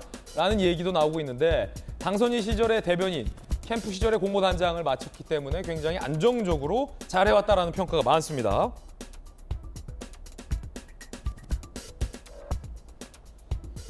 정무수석, 말도 많았던 이진복 정무수석과 김대기 실장은 유임하는 관측도 나오고 있습니다만 뭐 알 수는 없다라는 얘기죠. 김병민 대변인님. 예. 김은혜 공보단장, 김병민 대변인. 조합이 선거 때 좋았어요. 두 분 사이 좋았습니까? 김은혜 의원이야 뭐 여야 가리지 않고 또 당 내에서도 이쪽 저쪽 사람들 가리지 않고 사람 좋기로 유명합니다. 그리고 워낙이나 일단 해봤던 경험, 경력들이 있기 때문에 대변인만 한 5번 해봤을걸요. 당 대변인 여러 가지를 떠나서 굉장히 안정감 있게 잘했고 경선 때는 아마 당의 당직을 맡고 있어서 어느 캠프에 소속되진 않았는데 윤석열 대통령 후보가 당의 후보가 되고 나서 대변인으로 처음 투입이 됐는데 예. 처음 만나는 자리부터 당시 윤석열 후보가 너무 일을 잘한다고 만족스러워했던 기억들이 납니다. 홍보단장도 했었고 선거 때 그리고 당선인 네. 대변인 하다가 경기도지사 출마하면서 맞습니다. 배현진 대변인으로 교체가 됐고 예. 인수위는 이제 안철수 인수위원장 때문에 다른 대변인 했었고 신용현 의원이 대변인을 예. 맡았고요. 일단은 경기도지사 선거에서 매우 아쉽게 낙선했던 상황이기 때문에 아직 시간이 얼마 지나지 않아서 본격적으로 투입하는 일에 대한 좀 부담감이 본인 스스로 있는 것 아닌가 이런 여론들도 있지만 워낙이나 정부의 지지율이 좀 낮은 상태 속에서 안정적으로 위기를 관리하는 사람들이 필요하다면 아마 영순위로 꼽을 수 있는 게 김은혜 전 의원이지 않을까 싶고요. 지금 뭐합니까? 네. 경기도 선거 안타깝게 패배하고 나서. 그리고 좀 쉼의 시간을 가졌던 것 같은데 독일에 있다는 얘기가 들립니다. 아, 그래요? 예, 그래서 이제 한국에 언제 들어와서 만약에 진짜로 김은혜 의원 얘기가 나오고 있는 건지 사실 저도 아는 바가 없기 때문에 언론의 보도를 보고 이런 식의 기능 보강이 있겠다라는 보도를 보니까 굉장히 합리적인 얘기다라는 생각이 들고요. 저는 지금 이 뉴스가 주말부터 나왔잖아요. 이 뉴스 나오기 한참 전부터 대통령실에서 김은혜 전 의원을 유력하게 검토하고 있다라는 내용을 사실 전 취재하고 있었어요. 알고 있었어요. 취재력이 좋으시네요. 저 알고 있었어요. 취재를 직접 했나요? 근데 그러면 제가 궁금한 건 홍보수석을 교체하는 거예요? 아니면 홍보특보로 가는 거예요? 홍보수석이 있는 다 상황에서? 보도가 나와 있어서 아직 제 느낌에는 결정된 게 없는 것 같아요. 그러니까 이런 가닥이다라고는 나온 것 같은데 대표적으로 국민들께서 이제 야당이 얘기하고 있는 건 아예 비서실장부터 싹 다 바꿔라라는 전면 쇄신이지 않습니까? 예.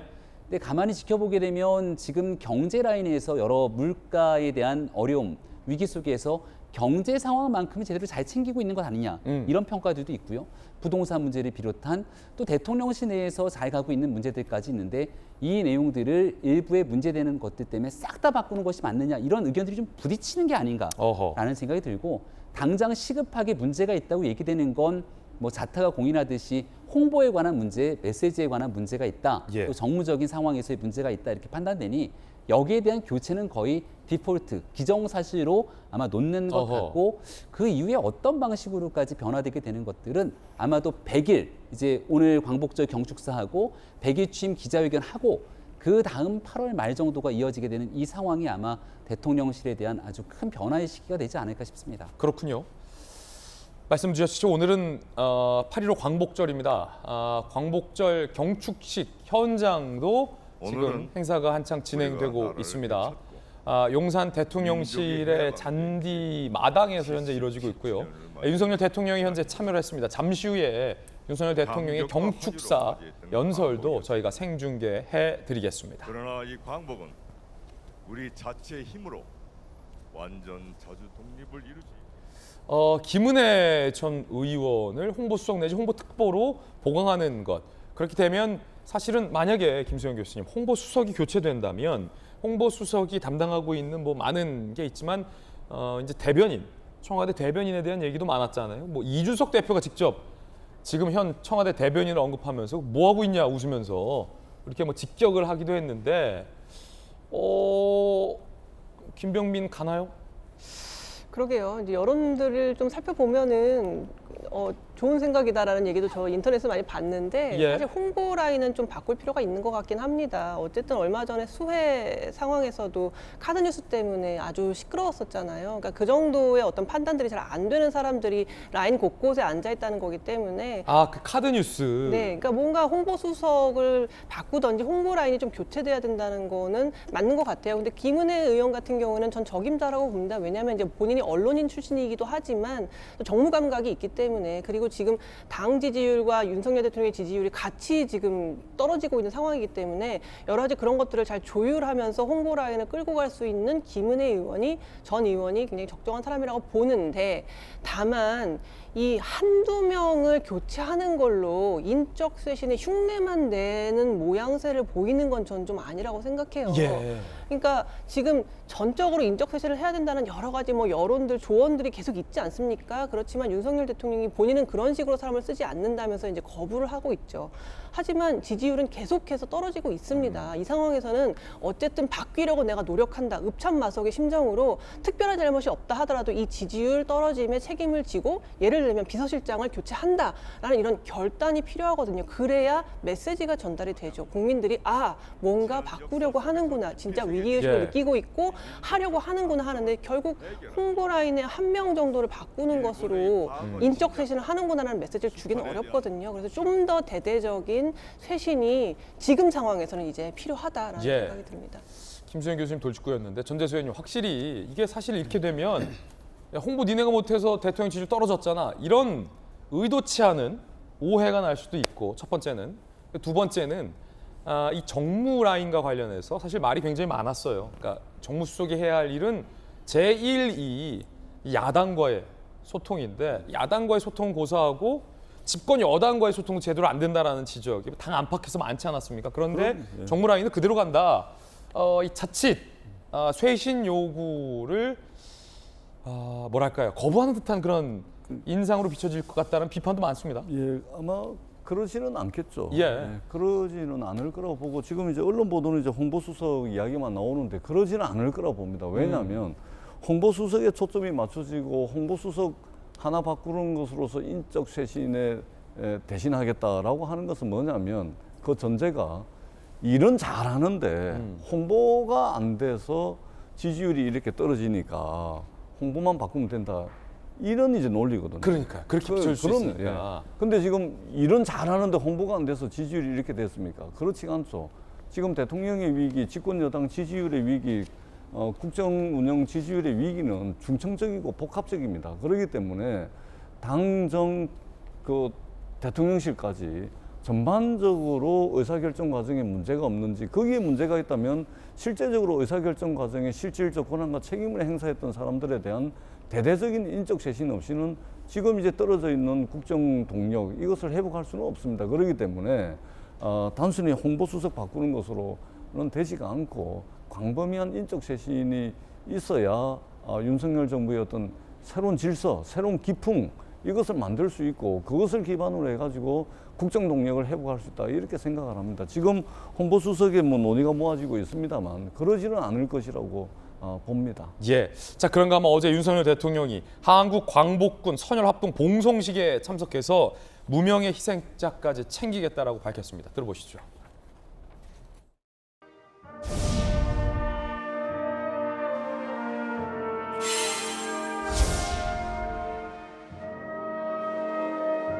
국가와 국민을 위해 희생하고 헌신하신 분들을 책임 있게 예우하는데 한치의 소홀함이 없도록 할 것입니다. 무명의 희생과 헌신도 국가의 이름으로 끝까지 챙기고 기억할 것입니다.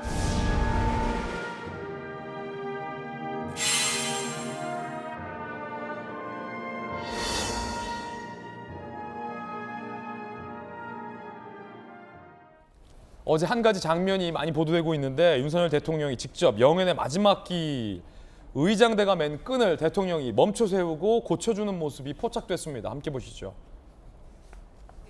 자, 윤석열 대통령이 자, 지금 이 가는 길에 의장대가 맨 끈이 지금 잘못됐던 모양이에요. 대통령이 직접 이제 끈을 고쳐주고 있는 모습인데 김병민 대변인 이거 어떤 장면입니까? 끈이 살짝 꼬여 있는 부분들을 윤석열 대통령이 직접 나서서 끈을 바르게 고쳐주는 모습입니다. 나라를 위해서 우리 정말 그 당시 광복군으로 활동했던 많은 분들께서 계셨던 분들의 마지막 순간을 제대로 기리기 위한 국가의 노력들이 필요한데 함께 이 현충원에 안장할 수 있도록 하게 되는 행사에 대통령이 직접 나선 모습이고요. 오늘 광복절을 맞아서 조금 뒤에 있게 되는 경축사에서도 이와 같은 대통령의 뜻과 의지들이 경축사에 많이 담기지 않을까 생각합니다. 그렇군요. 끈을 고쳐준 것과 관련해서 박민식 장관이 이렇게 얘기했습니다. 대통령이 인간적인 애틋함을 가지고 있다라고 들어보시죠.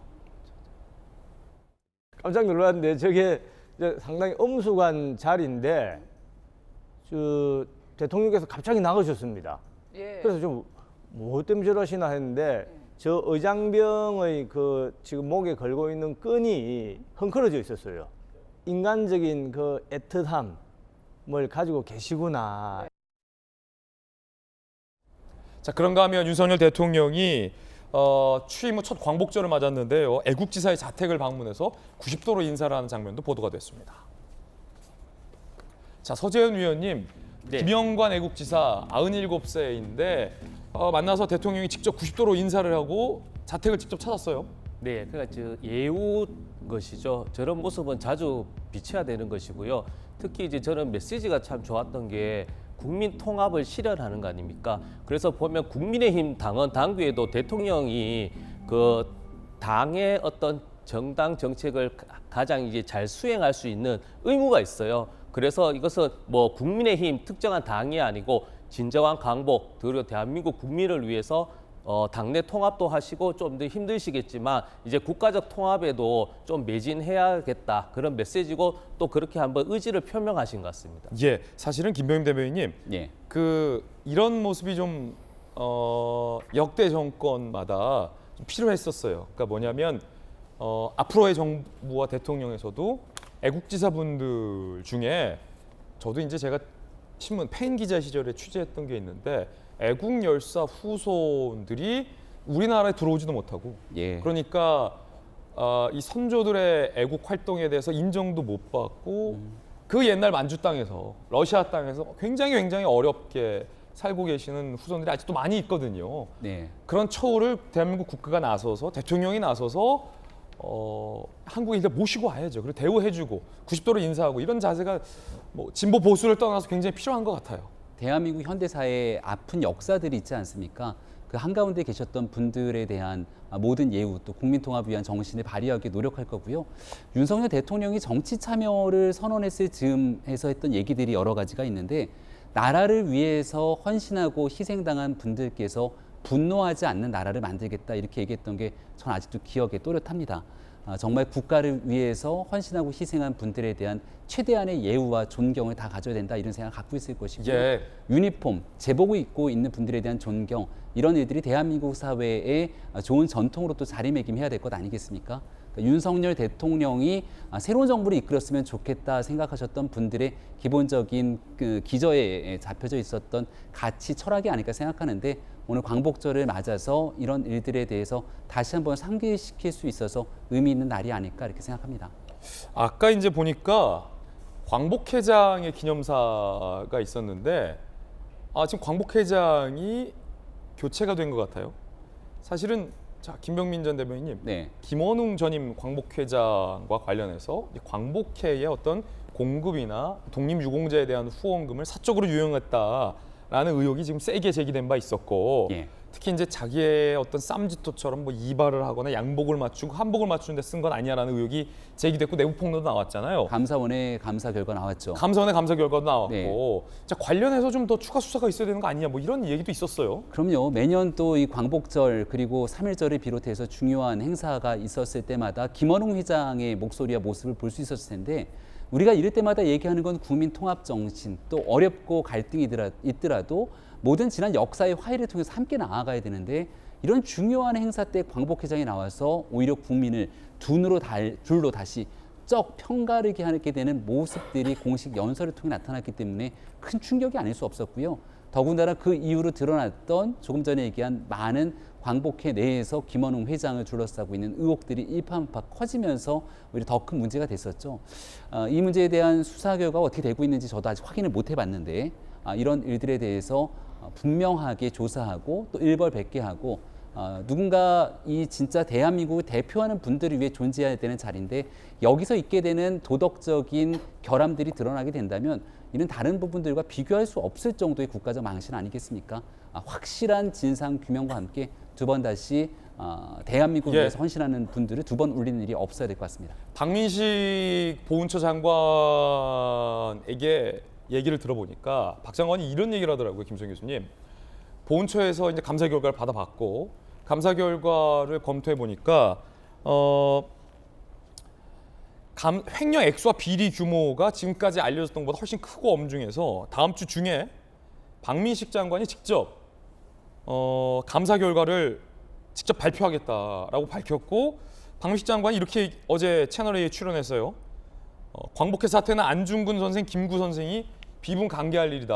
완전 흙탕물로 만들었다라는 뭐 강도 높은 비판이 나왔는데 박민식 장관 발언을 보니까 다음 주 중반에 발표될 감사 결과가 우리가 예상했던 것보다 김원웅 전 광복회장의 어떤 비리 규모가 더 큰 거 아니냐 뭐 이런 예상도 나오거든요. 그렇습니다. 지금 이제 돌아가는 형국을 보면은 굉장히 많은 비리와 횡령 같은 것들이 있지 않았나를 이제 추측할 수가 있는데요. 사실 다른 조직도 아니고 광복회 정말 조국을 위해서 목숨을 바치신 선열들의 후손들과 이제 그들의 넋을 기리는 그런 단체에서 이러한 사건이 벌어졌다는 것, 횡령 같은 아주 죄질이 나쁜 일들이 벌어졌다는 것은 정말 치욕적인 일이죠. 정말 반성해야 될 부분이라는 생각이 듭니다. 사실 점점 이제 사람들이 조국을 위해서 목숨을 바친다거나 하는 것에 이런 가치들이 사라지고 있잖아요. 개인이 훨씬 중요하고 국가나 어떤 내가 속한 공동체를 위해서 나를 희생하는 이러한 정신들은 점점 사라지고 있습니다. 그게 좀 어떻게 보면 트렌드라고 할 수가 있지요. 그렇기 때문에 오히려 더더욱 이런 조국을 위해서 목숨을 바치신 분들, 또 광복회 이런 것들이 잘 운영되고 이들의 어떤 후손들이 잘 대접받을 수 있도록 하는 국가적인 차원의 배려들이 훨씬 더 강화돼야 된다. 좀 그렇게 봅니다. 예. 자, 서재훈 의원님. 네. 감사원의 감사 결과 그리고 보훈처의 다음 주 발표 어떻게 예상하십니까? 그러니까 이제 그 횡령 액수는 정확히 모르지만 그 특정인을 떠나서 누구든지 어떤 그 재단의 공급액을 어떤 그 목적에 달리 쓰면 당연히 책임을 받아야 되는 것이죠. 그리고 이걸 통해서 더 광복회의 취지에 맞게 그 자금이 더 잘 쓰여지는 것은 뭐 여야 다 국민이 다 원하는 거니까요. 발표를 듣고 또 이후에 또 이제 어떻게 보면 거기에 대해서 논의하고 또 비판할 건 있으면 더 비판해야 될 것 같습니다. 예. 자, 광복절 경축식 현장 살펴보겠습니다. 지금 윤석열 대통령이 포상을 하고 있는 모습입니다. 독립유공자들과 광복절을 맞아서 포상을 하고 있는 모습 함께 보고 계십니다.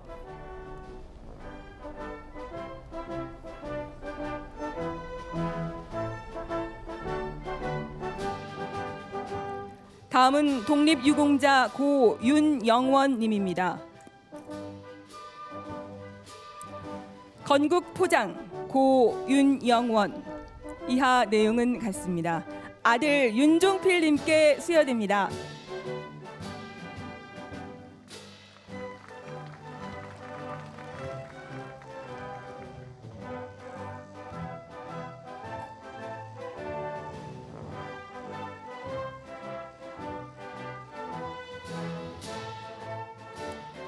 다음은 독립유공자 고이철응 님입니다. 대통령 표창 고이철응. 이하 내용은 같습니다. 손자 이주용 님께 수여됩니다.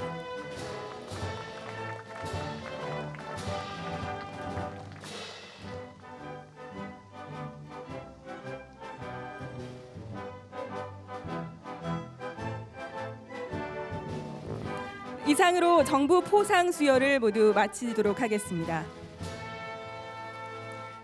다음은 대통령께서 제77주년 광복절 경축사를 하시겠습니다.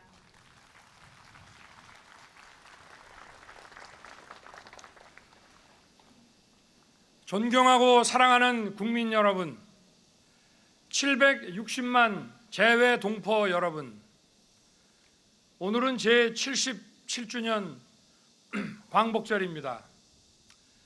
조국의 독립을 위해 희생하고 헌신하신 순국 선열과 애국 지사들 그리고 유가족 여러분께 깊은 감사와 경의를 표합니다.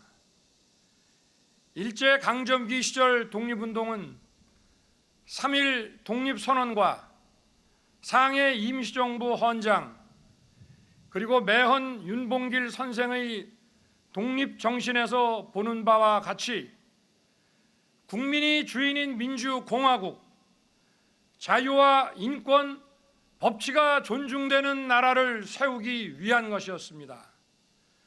자유와 인권이 무시되는 전체주의 국가를 세우기 위한 독립운동은 결코 아니었습니다. 일제강점기 시절 순국선열과 애국지사를 비롯하여 모든 국민이 함께 힘써온 독립운동은 1945년 바로 오늘 광복의 결실을 이뤄냈습니다. 그러나 독립운동은 거기서 끝난 것이 아닙니다. 그 이후 공산 세력에 맞서 자유국가를 건국하는 과정, 자유민주주의의 토대인 경제 성장과 산업화를 이루는 과정, 그리고 이를 바탕으로 민주주의를 발전시켜온 과정을 통해 계속되어 왔고 현재도 진행 중인 것입니다. 과거에는 약소국이 강대국에 의해 억압되고 박탈된 국민의 자유를 되찾기 위해 주권국가를 세우는 것이 시대적 사명이었습니다. 앞으로의 시대적 사명은 보편적 가치를 공유한 국가들이 연대하여 자유와 인권에 대한 위협에 함께 대항하고 세계 시민의 자유와 평화 그리고 번영을 이뤄내는 것입니다. 자유를 찾기 위해 시작된 독립운동은 진정한 자유의 기초가 되는 경제적 토대와 제도적 민주주의의 구축으로 이어졌고 이제는 보편적 가치에 기반하여 세계 시민의 자유를 지키고 확대하는 것으로서 계승되고 발전되어야 합니다. 존경하는 국민 여러분, 광복절인 오늘 우리는 과거에서 미래를 관통하는 독립운동의 세계사적 의미를 다시 새겨야 합니다. 역사적 시기마다 우리의 독립운동은 그 성격과 시대적 사명을 달리하며 진행되어 온 역동적인 과정입니다. 자유를 찾고 자유를 지키고 자유를 확대하고 또 세계 시민과 연대하여 자유에 대한 새로운 위협과 싸우며 세계 평화와 번영을 이뤄 나가는 것입니다. 조국의 미래가 보이지 않던 캄캄한 일제강점기에 자신의 목숨을 초계와 같이 버리며 국내외에서 무장투쟁을 전개하신 분들, 또 노블레스 오브리주를 실천하면서 무장 독립운동가를 길러내신 분들을 생각하면 지금도 가슴이 뭉클하고 벅차오릅니다. 그리고 자유민주주의 국가를 건설할 민족 역량을 키워내기 위해 국내외에서 교육과 문화사업에 매진하신 분들, 공산 침략에 맞서 자유민주주의를 지키기 위해 싸우신 분들, 진정한 자유의 경제적 토대를 만들기 위해 땀 흘리신 산업의 역군과 지도자들, 제도적 민주주의를 정착시키기 위해 희생과 헌신을 해 오신 분들이 자유와 번영의 대한민국을 만든 위대한 독립운동가라는 점도 우리는 잊지 말아야 할 것입니다. 우리는 대한민국의 자유와 독립을 위해 헌신하고 희생하신 모든 분들을 반드시 기억해야 합니다. 이분들에 대한 존경과 예우를 다하는 것은 우리의 의무일 뿐 아니라 미래 번영의 출발입니다. 존경하는 국민 여러분, 과거 우리의 자유를 되찾고 지키기 위해 정치적 지배로부터 벗어나야 하는 대상이었던 일본은 이제 세계 시민의 자유를 위협하는 도전에 맞서 함께 힘을 합쳐 나아가야 하는 이웃입니다. 한일 관계가 보편적 가치를 기반으로 양국의 미래와 시대적 사명을 향해 나아갈 때 과거사 문제도 제대로 해결될 수 있습니다. 한일 관계의 포괄적 미래상을 제시한 김대중 오부치 공동선언을 계승하여 한일 관계를 빠르게 회복하고 발전시키겠습니다.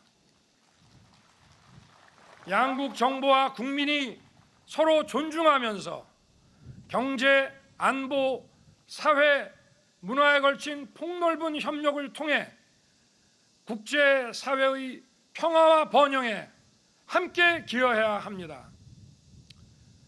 우리의 독립운동 정신인 자유는 평화를 만들어내고 평화는 자유를 지켜줍니다.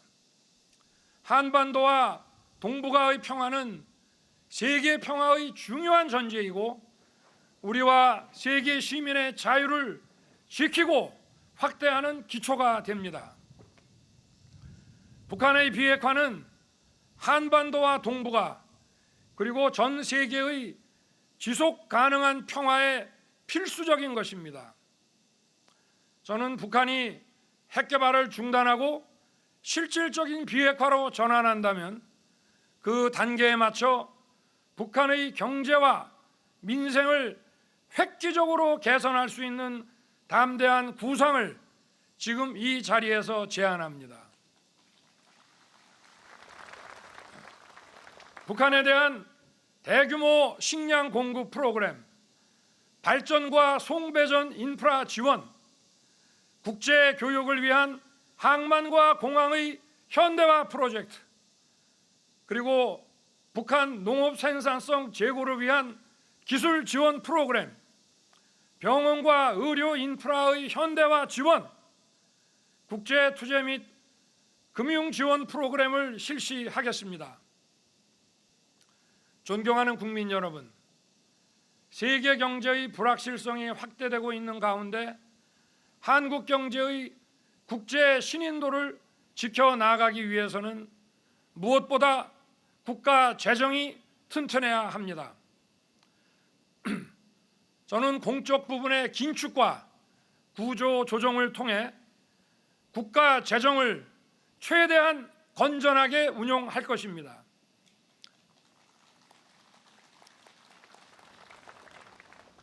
이를 통해 확보된 재정 여력은 서민과 사회적 약자를 더욱 두텁게 지원하는 데 쓰겠습니다. 경제적, 문화적 기초를 서민과 약자에게 보장하는 것은 우리가 추구하는 보편적 가치인 자유와 연대의 핵심입니다. 어려운 분들의 생계 안정을 위해 기초생활 보장을 강화하고 갑작스러운 위기로 어려움을 겪는 분들에 대해서도 정부 지원을 강화하겠습니다. 장애인들의 일상생활이 불편하지 않도록 돌봄 서비스를 대폭 보강하고 보호시설에서 자립을 준비하는 청년들을 더욱 세심하게 챙길 것입니다.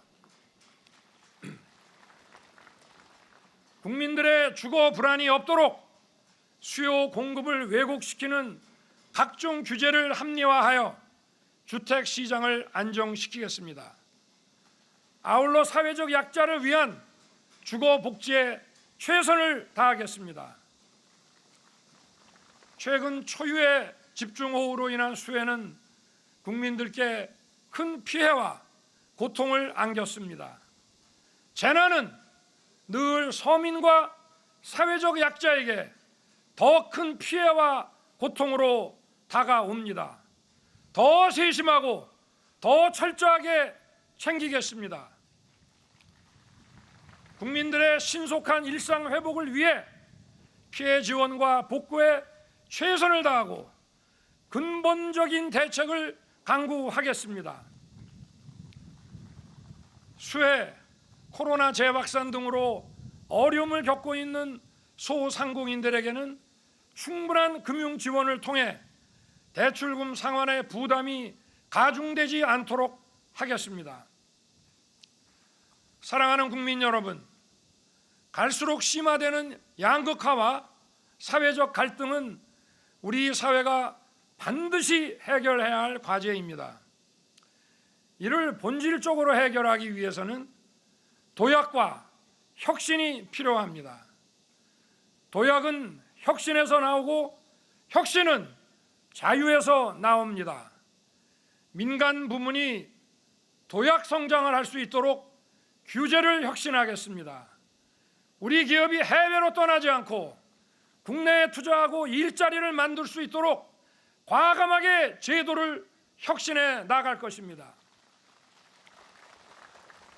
과학기술의 혁신은 우리를 더 빠른 도약과 성장으로 이끌 것입니다. 산업의 고도화와 기술 발전을 추종하는 데 그치지 않고 우리가 주도해 나갈 수 있도록 만들어내겠습니다. 인류의 지속 가능성을 위협하는 기후변화, 팬데믹의 위기 역시 첨단 과학기술의 접목으로 해결 방안을 찾을 수 있습니다.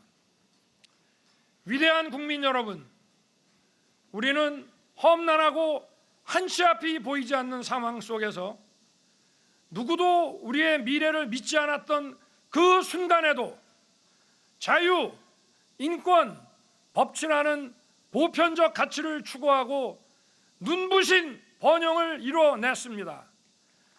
자유를 되찾고 자유를 지키고 자유를 확대하는 과정 속에서 우리는 더 강해졌습니다. 우리의 독립운동은 끊임없는 자유 추구의 열정과 과정으로서 현재도 진행 중이며 앞으로도 계속될 것입니다. 국민 여러분, 대한민국의 자유와 번영을 가져다 준 우리의 헌법 질서는 엄혹했던 일제강점기에 조국의 독립을 위해 헌신하신 분들의 위대한 독립정신 위에 서 있는 것입니다.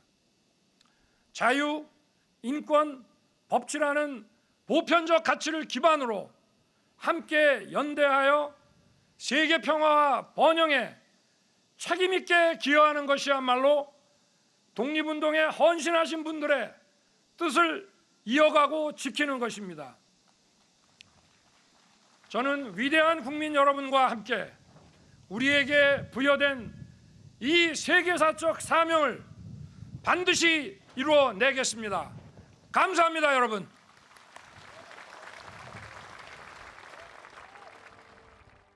네, 윤석열 대통령의 광복식 경축사였습니다. 위대한 국민들과 함께 세계사적인 번영을 이뤄내겠다라고 강조했습니다. 저희들은 60초 광고 보고 돌아오겠습니다. 잠시 후에 뵙죠. 월요일 아침 저희가 준비한 시간 모두 다 전해드렸습니다. 저희들은 내일 아침 8시 50분에 더욱더 풍성한 소식 들고 인사드리겠습니다. 오늘 하루는 분명 어제보다 나을 겁니다. 좋은 하루 되십시오. 고맙습니다.